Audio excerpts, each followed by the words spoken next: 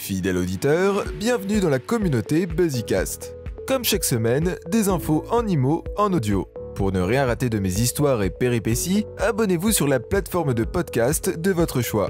Découvrez la liste complète sur notre site buzzimo.com. Un dossier immobilier complet pour un achat ou une vente efficace. Vous avez peut-être encore en tête ce sketch des inconnus et ce passage mythique. Quelle est la différence entre un bon chasseur et un mauvais chasseur ? Le mauvais chasseur, il entend un bruit, il tire. Et le bon chasseur, il entend un truc, il tire, mais c'est un bon chasseur quoi. La même question pourrait bien entendu se poser à n'importe qui et dans n'importe quel contexte. Prenons le cas d'une personne qui vendrait sa maison par exemple. Quelle est la différence entre un bon vendeur et un mauvais vendeur ? Tout réside dans la préparation méticuleuse. Je dirais que le mauvais vendeur, il a un bien à vendre, il fait quelques photos, il fait appel à une agence où il vole de ses propres ailes et il publie une annonce sur le web en attendant les coups de fil.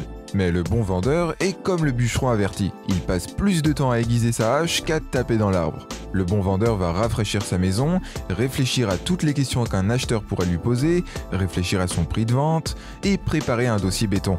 En parlant de dossier, voici ce que doit contenir dans l'idéal un dossier de vente complet et soigné.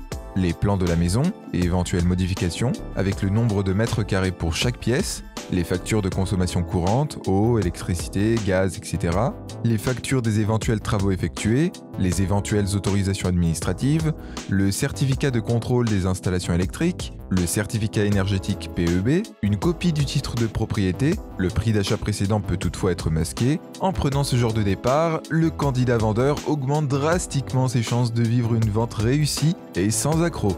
Et si à l'inverse, vous avez la casquette de l'acheteur et vous êtes en négociation avec un vendeur pour acheter son bien, assurez-vous qu'il joue dans l'équipe des bons vendeurs. Le dossier complet est un indicateur fiable et sérieux de votre interlocuteur et c'est le signe d'une vente sans entrave.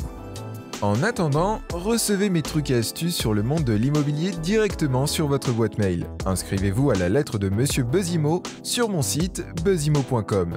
À très vite!